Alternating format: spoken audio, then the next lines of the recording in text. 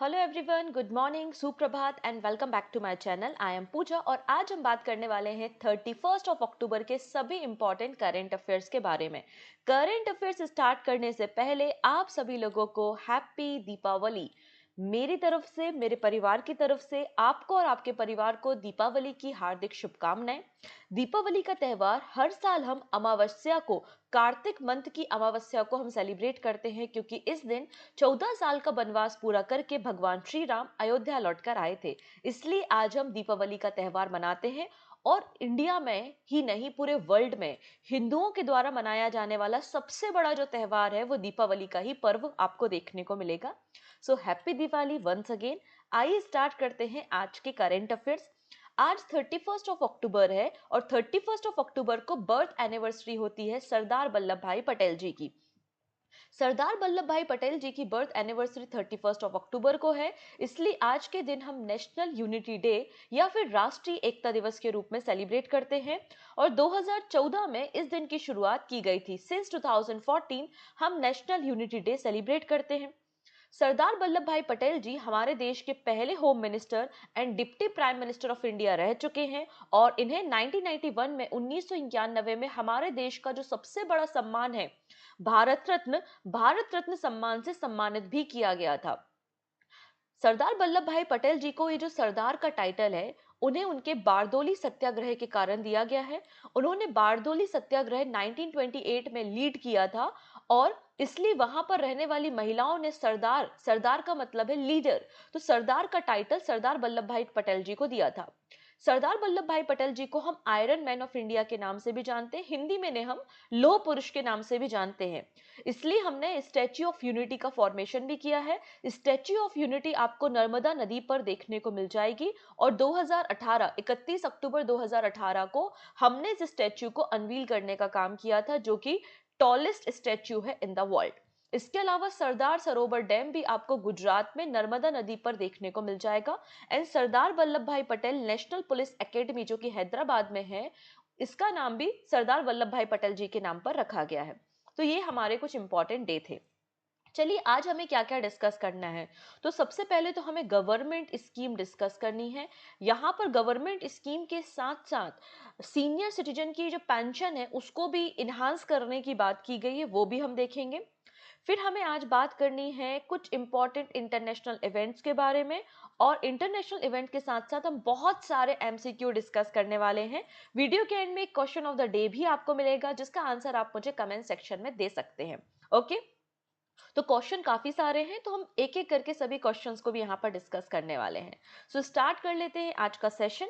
सबसे पहले बात करेंगे प्रधानमंत्री वन बंधु कल्याण योजना, PMVKY। जनरली ऐसी जो चीजें हैं ना, वो एब्रीवेशन के फॉर्म में एग्जाम में पूछे जाती है कि PMVKY का क्या मतलब है, या इसमें V का क्या मतलब है, इसमें K का क्या मतलब है, ऐसे क्वेश्चन एग्जाम में बनते हैं।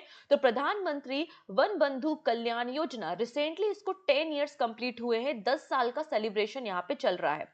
ये जो इनिशिएटिव है इसको 20 अक्टूबर 2014 में लॉन्च किया गया था और इसका फोकस क्या है, ट्राइबल कम्युनिटी का अपलिफ्टमेंट करना। ये एक सेंट्रल सेक्टर स्कीम है जिसका कंप्लीटली फोकस क्या है, ट्राइबल कम्युनिटी को फोकस करना है। ट्राइबल कम्युनिटी जहां पर जिस विलेजेस में रहती हैं उनका होलिस्टिक डेवलपमेंट करना है और फाइनेंशियल इंक्लूजन कराना है। और इसकी जो नोडल मिनिस्ट्री है वो है मिनिस्ट्री ऑफ ट्राइबल अफेयर्स। तो मिनिस्ट्री ऑफ ट्राइबल अफेयर्स इस प्रोग्राम को रन करती है। अभी जो प्रधानमंत्री वन बंधु कल्याण योजना है एक अम्ब्रेला स्कीम है जिसके अंदर 6 आपको इंपॉर्टेंट स्टेप या फिर 6 इंपॉर्टेंट की इनिशिएटिव्स देखने को मिलेंगे। कौन कौन से हैं वो की इनिशिएटिव्स? पहला है प्रधानमंत्री आदि आदर्श ग्राम योजना। इसमें प्रधानमंत्री जो आपके ट्राइबल विलेजेस हैं, जहां पे ट्राइबल कम्युनिटीज रहती हैं, उन विलेजेस को road connectivity, water supply connection, LPG gas connection, ये सारी मतलब सुविधाएं प्रोवाइड करना है। फिर development of the PBTG, particularly vulnerable tribal groups का डेवलपमेंट करना। प्रेजेंटली हमारी कंट्री में 75 आपको पीबीटीजी कम्युनिटीज देखने को मिलेंगी। Support to the tribal research institute, pre matric scholarship, post matric scholarship and administrative assistant. इस तरीके से 6 इनिशिएटिव्स आपको देखने को मिलेंगे इस स्कीम के अंदर। अगर हम अपने देश में ट्राइबल कम्युनिटी के बारे में बात करें तो 2011 की सेंसस हमारे पास अवेलेबल है। तो शेड्यूल्ड ट्राइब की जो टोटल पॉपुलेशन है वो 8.6% आपको पॉपुलेशन देखने को मिलेगी। इतना ही नहीं, अगर हम बात करेंगे आर्टिकल 342 के बारे में, तो आर्टिकल 342 में 730 शेड्यूल्ड ट्राइब को नोटिफाई भी किया गया है। ओके, तो आर्टिकल 342 आप याद रख सकते हैं। नेक्स्ट स्कीम हम यहां पर देखने वाले हैं आयुष्मान भारत प्रधानमंत्री जन आरोग्य योजना। इस स्कीम के बारे में आपने कई बार पहले भी सुना होगा। ये जो आयुष्मान भारत प्रधानमंत्री जन आरोग्य योजना है, इसको 2018 में लॉन्च किया गया था और एग्जिस्टिंग जो स्कीम्स थी उनको मर्ज करके बेसिकली एक नई स्कीम लॉन्च की गई थी। इसका पर्पस था कि जो फाइनेंशियल बर्डन होता है, हेल्थ केयर बर्डन, उसको कम करना। तो स्पेशली जो middle class lower income group है, तो उनको यहाँ पे आयुष्मान कार्ड प्रोवाइड किया जाता है, जिसके अंदर उनको पर ईयर पर फैमिली 5 लाख रुपए प्रोवाइड किए जाते हैं और वो यहाँ पर टर्सरी और सेकेंडरी जो हेल्थ केयर इंस्टीट्यूट्स है वहां पर ट्रीटमेंट ले सकते हैं। ये आपका आयुष्मान भारत प्रधानमंत्री जन आरोग्य योजना है। अब रिसेंटली यहाँ पे कुछ चेंजेस किए गए हैं। क्या चेंजेस किए गए हैं? इसमें कहा गया है ऐसे कोई भी पर्सन जो कि सीनियर सिटीजन है, जिनकी एज 70 ईयर प्लस है, तो ऐसे लोगों को एक सेपरेट कार्ड मिलेगा और उनको फ्री इलाज प्रोवाइड किया जाएगा। और यहाँ पे कोई भी इनकम क्राइटेरिया नहीं है, चाहे वो लो इनकम ग्रुप हो, मिडिल इनकम ग्रुप हो, हाई इनकम ग्रुप हो। हर एक सीनियर सिटीजन जिसकी एज 70 प्लस है, 70 साल से ज्यादा है, उनको यहाँ पे फ्री इलाज प्रोवाइड किया जाएगा। ये अनाउंसमेंट रिसेंटली की गई है। So PM Modi launched expansion of health coverage to all senior citizen of 70 year and above। तो हर एक एल्डर पर्सन जिसकी एज 70 ईयर या उससे ज्यादा है, उनको free treatment up to 5 lakh rupees का प्रोवाइड किया जाएगा अंडर द आयुष्मान भारत प्रधानमंत्री जन आरोग्य योजना इम्पैनल्ड हॉस्पिटल। जो भी यहाँ पे रजिस्टर हॉस्पिटल है वहां पे अप टू 5 लाख रुपीस तक का फ्री ट्रीटमेंट प्रोवाइड किया जाएगा। इसके लिए एक सेपरेट कार्ड प्रोवाइड होगा जिसका नाम है आयुष्मान वय वंदना कार्ड, और इसको केवल वही पर्सन यूज कर सकता है जिसकी एज 70 ईयर प्लस है। मतलब रिमेनिंग उसके फैमिली मेंबर्स वाले इस कार्ड को यूज नहीं कर सकते हैं।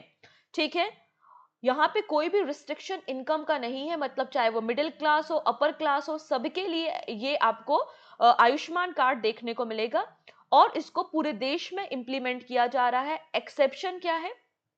इसको इंप्लीमेंट किया जा रहा है पूरे देश में, लेकिन दिल्ली, वेस्ट बंगाल को छोड़कर। ठीक है, तो senior citizen as 70 year and above who are under the private health insurance policy और the employee state insurance scheme will be eligible. यहाँ पर ये लोग भी एलिजिबल होंगे जिससे अप टू 5 लाख रुपीस तक का फ्री ट्रीटमेंट प्रोवाइड किया जाएगा। ये जो स्कीम है करंटली 33 स्टेट और यूनियन टेरिटरी में एग्जीक्यूट हो रही है, लेकिन दिल्ली और वेस्ट बंगाल में नहीं है। उड़ीसा में भी नहीं थी, लेकिन उड़ीसा में आपको पता है ना, बीजेपी गवर्नमेंट आ गई है, इसलिए इस स्कीम को मार्च 2025 तक रोल आउट करने का प्लान है। ठीक है, इसके अलावा प्राइम मिनिस्टर मोदी जी ने यूविन प्लेटफॉर्म को भी लॉन्च किया था। जैसे कि कोविन प्लेटफॉर्म था, कोविन प्लेटफॉर्म की मदद से आप क्या कर रहे थे, अगर आपका प्रॉपर कोविड वैक्सीनेशन नहीं हुआ है तो वैक्सीनेशन की इंफॉर्मेशन, नियर बाय जो सेंटर है वो, आपका जो सर्टिफिकेशन है वैक्सीन का, वो सब आपको अवेलेबल था कोविन एप्लीकेशन में। वैसे ही हमारा जो यूनिवर्सल इम्यूनाइजेशन प्रोग्राम है, उसके अंदर यूविन पोर्टल को लॉन्च किया जा रहा है, जिससे जो प्रेग्नेंट लेडी हैं और जो इन्फेंट्स हैं, जो 0 से लेकर 5 ईयर तक के बच्चे हैं, उनका पूरा वैक्सीनेशन रिकॉर्ड यहाँ पर मेंटेन किया जाएगा। ठीक है, अगर आपसे पूछ लिया जाए आयुष्मान भारत प्रधानमंत्री जन आरोग्य योजना को कब और कहां से लॉन्च किया गया था, तो 2018 में रांची, झारखंड से इसको प्राइम मिनिस्टर मोदी ने लॉन्च किया था। ठीक है, अब यहां पर एक और अनाउंसमेंट किया गया है by the department of pension and pensioner welfare.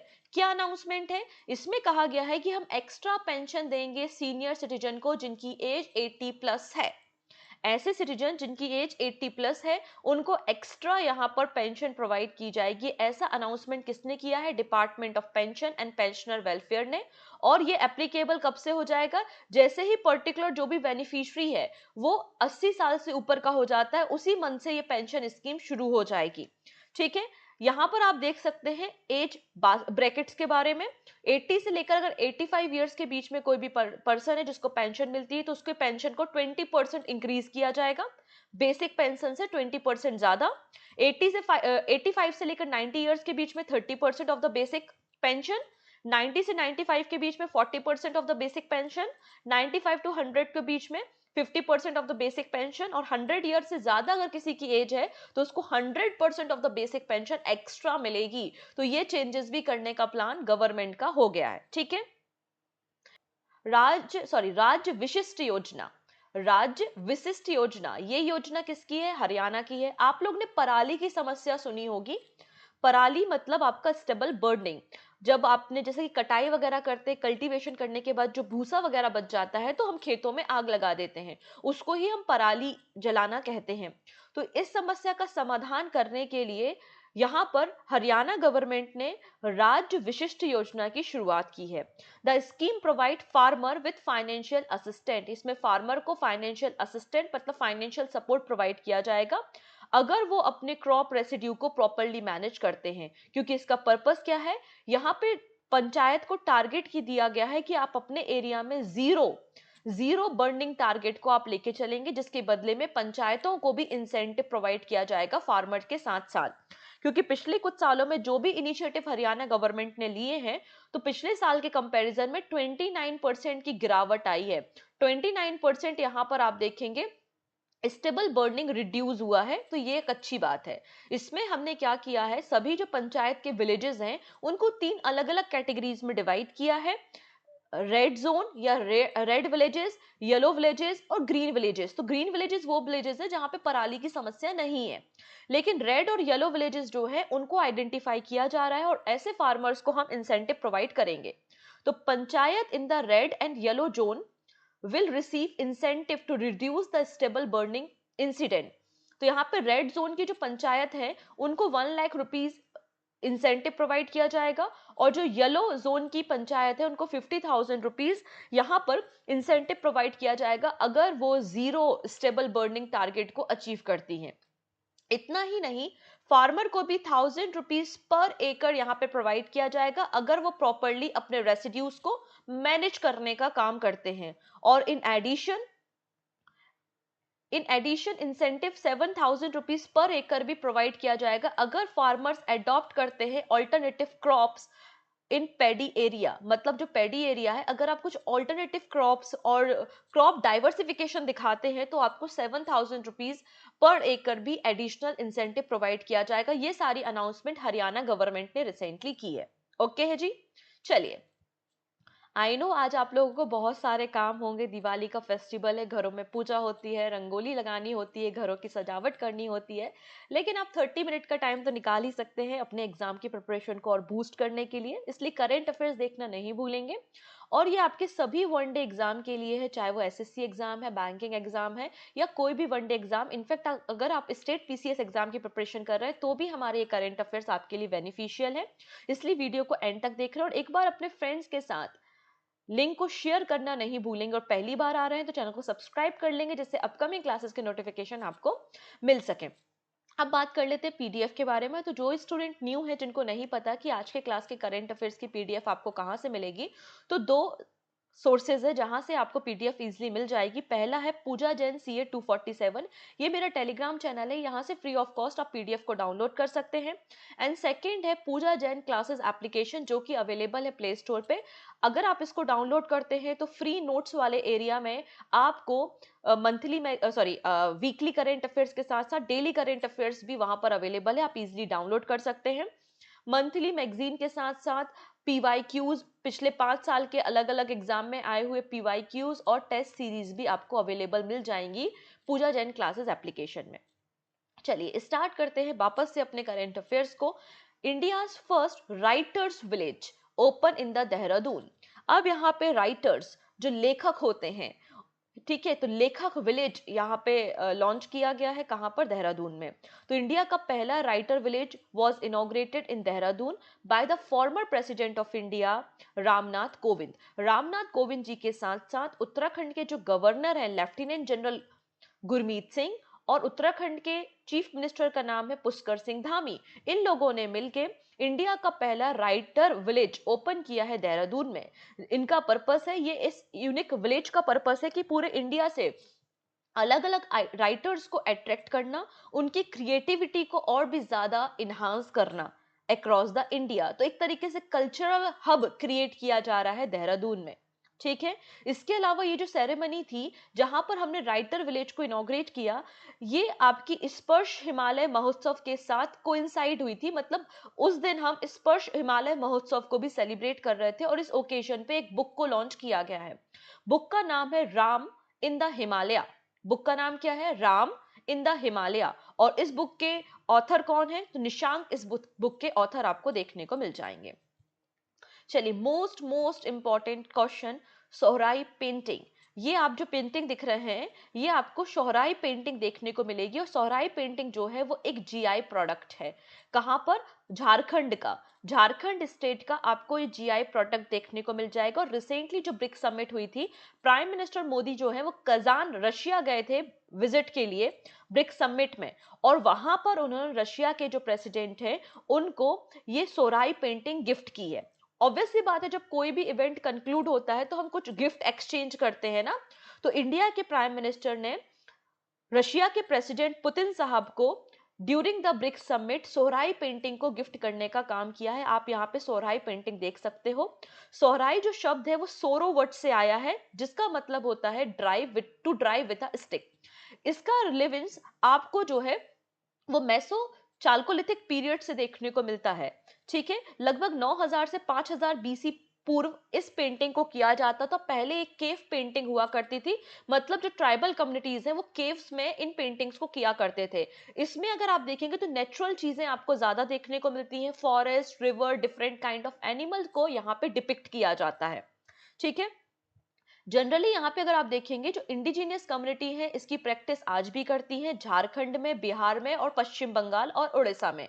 तो झारखंड, बिहार, उड़ीसा और वेस्ट बंगाल में आपको आज भी इंडिजिनियस कम्युनिटी देखने को मिलेंगी जो सोहराई पेंटिंग को बनाने का काम करती है। और स्पेशली अगर हम बात करें तो कुर्मी, संथाल, मुंडा, Aron, Agariya and Garhwal tribe इसकी प्रैक्टिस करती हैं। हजारीबाग झारखंड में इसे जीआई टैग भी दिया गया है। और सोहराई फेस्टिवल हर साल हम सेलिब्रेट करते हैं कब? Harvesting season, arrival of winter में। मतलब अभी बहुत जल्दी सोहराई फेस्टिवल को सेलिब्रेट किया जाना है। इसके अलावा देखेंगे, ये पेंटिंग भी आप लोग ने कई सारे आर्ट वर्क में देखी होगी। ये है बार्ली पेंटिंग। ये कौन सी पेंटिंग है? बर्ली पेंटिंग है। और ये पेंटिंग इंस्पायर है महाराष्ट्र से। ये महाराष्ट्र के ट्राइबल कम्युनिटी की पेंटिंग है और ये से प्रेसिडेंट ऑफ उज्बेकिस्तान को दिया गया है। उज्बेकिस्तान के प्रेसिडेंट को महाराष्ट्र की बर्ली पेंटिंग गिफ्ट की गई है by the prime minister Narendra Modi, ठीक है। इसके अलावा ये एक आपको एक छोटा सा क्राफ्ट देखने को मिल रहा है जो कि फिशर कम्युनिटी ने तैयार किया है और इसे दिया है प्रेसिडेंट ऑफ ईरान को। Mother of pearl sea shell wash, ठीक है। Mother of pearl sea shell wash जो है वो किसे दिया गया है? इसे गिफ्ट किया गया है प्रेसिडेंट ऑफ ईरान को, और इसे कोस्टल कम्युनिटी के जो क्राफ्टमैन है उन्होंने रेडी करके दिया है, ठीक है। चलिए नेक्स्ट बात करेंगे हम यहाँ पर ब्लैक पगोड़ा के बारे में। हम सभी को पता है जो कोणार्क में सन टेम्पल है, सूर्य मंदिर है जो कि भगवान सूर्य को समर्पित है, उसकी एक रिप्लिका आपको देखने को मिल जाएगी राष्ट्रपति भवन में, ठीक है। तो यहाँ पर आप देखेंगे सैंड स्टोन की बनी हुई रिप्लिका जो कि कोणार्क व्हील है, जो कि कोणार्क के सूर्य मंदिर से इंस्पायर है। इसको Rashtrapati Bhavan, culture centre and अमृत उद्यान में रखा गया है। इसका ऑब्जेक्टिव है कि इंडिया के रिच कल्चर और हेरिटेज को प्रमोट करना, ठीक है। ये जो कोणार्क सन मंदिर है या सूर्य टेम्पल है, भगवान सूर्य को समर्पित है, जो कि आपको पुरी उड़ीसा में देखने को मिल जाएगा। इसको नरसिम्हा देव वन, किंग नरसिम्हा देव वन के समय, गंग डायनेस्टी के समय इसको तैयार किया गया था और 1984 में इसे यूनेस्को की वर्ल्ड हेरिटेज लिस्ट में भी शामिल किया है। प्रेजेंटली हमारे देश में 43 यूनेस्को वर्ल्ड हेरिटेज साइट है। अगर ब्रिक्स की बात करें तो प्रेजेंटली अगर आप देखेंगे तो 10 कंट्री आपको ब्रिक्स की मेंबर्स देखने को भी मिल जाएंगी। ब्लैक पगोड़ा भी कहा जाता है कोणार्क के सूर्य मंदिर को। इसमें जो व्हील होता है, इसमें आपको 7 हॉर्सेस दिखाई देते हैं और ये जो 7 हॉर्सेस हैं वो डे ऑफ द वीक, जो 7 दिन होते हैं हफ्ते में, उसको रिप्रेजेंट करते हैं। इसमें 12 पेयर ऑफ व्हील्स होते हैं जो कि 12 मंथ ऑफ द ईयर को इंडिकेट करते हैं। और 24 व्हील्स जो होते हैं वो 24 आवर्स ऑफ अ डे को रिप्रेजेंट करने का काम करते हैं। चलिए अब हमारा जो स्विगी है ना वो इंटरनेशनल लॉगिन्स को भी अलाउ कर रहा है। तो यहाँ पे दिवाली का गिफ्ट दिया है स्विगी ने फॉर द इंटरनेशनल यूजर्स। तो Swiggy unveil international logins for NRI from the 27 countries. तो स्विगी जो कि एक food and grocery delivery platform है, इन्होंने इंटरनेशनल लॉगिन की सुविधा, एक नया फीचर इंट्रोड्यूस किया है for the user from the 27 countries including the USA, Canada, UAE, Australia, UK, Germany, etc. to access all the offering on the Swiggy app using their international mobile number। अपने international mobile number से वो Swiggy में जो भी offerings होती है, जैसे कि इंस्टामार्ट होता है, डाइन आउट होता है स्विगी का, क्योंकि स्विगी एक क्विक कॉमर्स प्लेटफॉर्म है, तो इसमें ये लोग भी अपने इंटरनेशनल मोबाइल नंबर से लॉग इन कर सकते हैं और ऑर्डर को भी प्लेस कर सकते हैं यूपीआई पेमेंट को करके। ठीक है, नेक्स्ट, अभय। GRSC मतलब garden reach ship builder and engineers 7th ASW ship Abhay, इसको रिसेंटली अनवील किया गया है और इसने रिसेंटली ज्वाइन किया है इंडियन नेवी को। तो इंडियन नेवी को 7th anti submarine warfare shallow watercraft जिसका नाम है अभय, इसे कमीशन किया गया है LNT कत्थुपली फैसिलिटी में। इसको तैयार किसने किया है? GRSC 100 मतलब 80% इंडिजीनियसली है, ये बिल्ड है, मतलब मेड इन इंडिया बिल्ड है।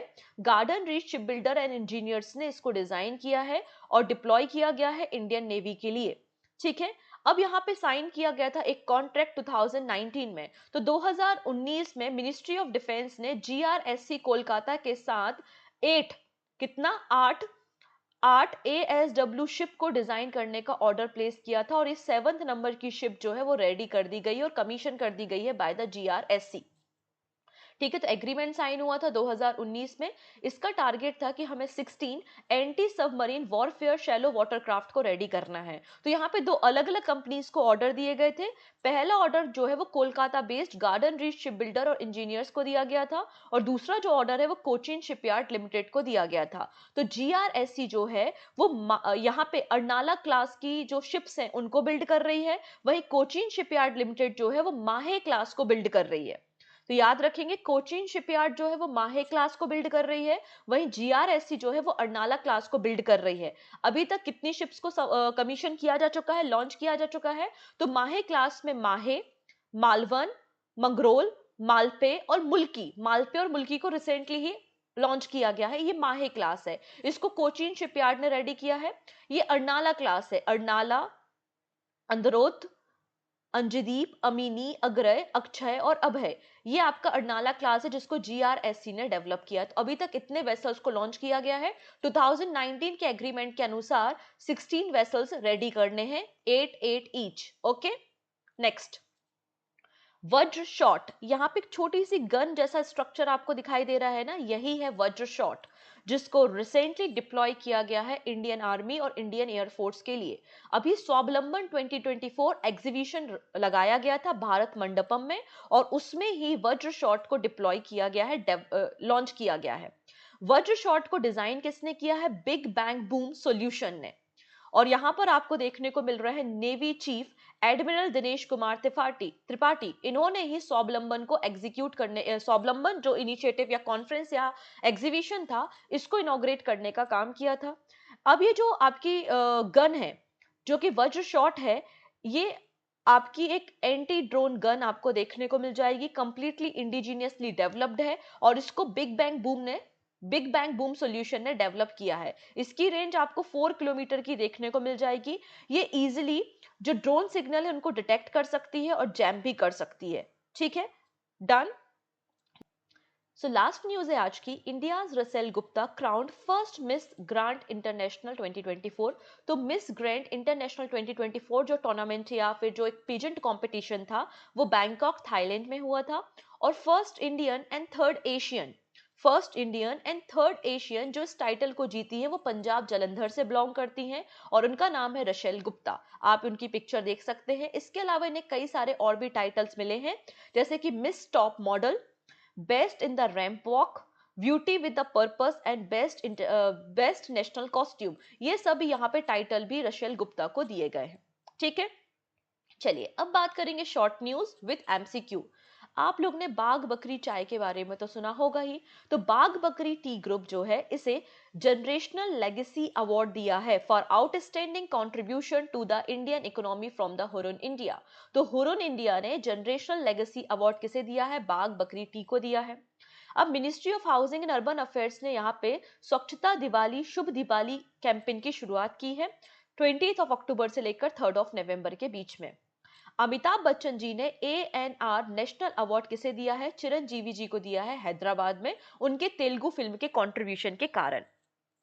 अब यहाँ पे लद्दाख में एक हार्वेस्टिंग फेस्टिवल की शुरुआत हो गई है जिसका नाम है शर्ब ला फेस्टिवल। कहाँ का फेस्टिवल है? लद्दाख का फेस्टिवल है और एक हार्वेस्टिंग फेस्टिवल आपको देखने को मिलेगा। Recently Asian arm wrestling cup conclude हुआ है। एशियन आर्म रेसलिंग कप कहां पर कंक्लूड हुआ है? मुंबई महाराष्ट्र में हुआ है। फर्स्ट प्लेस पे कजाकिस्तान और सेकंड नंबर पे आपको इंडिया देखने को मिल जाएगा। डन। चलिए अब बात कर लेते हैं कुछ एमसीक्यू के बारे में। पहला क्वेश्चन है, who has been recently appointed as the MD and CEO of Punjab National Bank? तो पंजाब नेशनल बैंक के एमडी एंड सीईओ किसे बनाया गया है? आंसर हो जाएगा option number A, Ashok Chandra का। ठीक है, अशोक चंद्रा को बनाया गया है। और इन्होंने रिप्लेस किसको किया है? तो इन्होंने अतुल कुमार गोयल को रिप्लेस करने का काम किया है। Which country became the second BRICS nation after India to reject China's Belt Road Initiative? तो चाइना का एक BRI इनिशिएटिव है, बेल्ट रोड इनिशिएटिव। इंडिया के बाद किसने रिफ्यूज कर दिया है, मना कर दिया है कि हम ब्रिक्स मतलब हम चाइना के इस इनिशिएटिव को लॉन्च नहीं करेंगे। और ये ब्रिक्स कंट्री कौन सी है? ब्राजील है। कौन सी कंट्री है? ब्राजील। सो करेक्ट आंसर हो जाएगा ऑप्शन नंबर ए। आप इस मैप को देखिए, इस मैप से आपको क्लियरिटी होगी कि चाइना का BRI प्रोजेक्ट क्या है। ब्राजील के प्रेसिडेंट है लुआ दा सिल्वा और इन्होंने रिसेंटली कहा है कि हम चाइना के BRI इनिशिएटिव को सपोर्ट नहीं करते हैं, हम इसको रिजेक्ट करते हैं और हम इसको ज्वाइन नहीं करेंगे। चाइना का ये जो BRI प्रोजेक्ट है इसको 2013 में लॉन्च किया गया था। इनका पर्पस था कि साउथ ईस्ट एशिया के साथ हम गल्फ रीजन के साथ सेंट्रल एशिया को कनेक्ट करें। ये चाइना का वन रोड इनिशिएटिव या BRI इनिशिएटिव है। इससे पहले वन बेल्ट वन रोड कहा जाता था, बाद में हमने इसका नाम चेंज करके BRI कर दिया है। इसके दो कंपोनेंट हैं। पहला है सिल्क रोड इकोनॉमी बेल्ट। ये आपको जो रेड कलर की मार्किंग दिख रही है ना, ये सिल्क रोड है। और ये जो ब्लू कलर या ग्रीन कलर की जो मार्किंग दिख रही है, ये मैरीटाइम सिल्क रोड आपको देखने को मिल जाएगा। मैथ्यू वेट, इन्होंने रिसेंटली रिटायरमेंट अनाउंस कर दिया है क्रिकेट से। पूछा जा रहा है ये किस कंट्री के हैं? तो मैथ्यू वेट जो है वो आपको ऑस्ट्रेलिया के क्रिकेटर देखने को मिलेंगे और रिसेंटली इन्होंने रिटायरमेंट अनाउंस किया है। Which female footballer won the women's Ballon d'Or award? तो यहाँ पे बार्सिलोना और स्पेन की फुटबॉलर है जिनका नाम है एतना वोनमती और इन्होंने बैलन दी'ओर अवार्ड जीता है। ऑप्शन नंबर सी बिल्कुल करेक्ट हो जाएगा। Who is the female cricketer who has scored the most centuries for the India in the ODI cricket? तो सबसे ज्यादा वनडे इंटरनेशनल में सेंचुरी बनाने वाली फीमेल क्रिकेटर कौन सी बन गई हैं? आंसर हो जाएगा आपका ऑप्शन नंबर सी, स्मृति मंधाना। इन्होंने टोटल 8 ODI सेंचुरीज बनाई हैं और इन्होंने मिताली राज के जो रिकॉर्ड है 7 का, उसको ब्रेक करने का काम किया है। अब एक छोटी सी लिस्ट है, आप चाहो तो स्क्रीनशॉट भी ले सकते हो। यहाँ पे कुछ जो रिकॉर्ड्स बने हैं क्रिकेट में वो हम देखेंगे। जैसे कि स्मृति मंधाना, इन्होंने सबसे ज्यादा ODI में सेंचुरी लगाई है।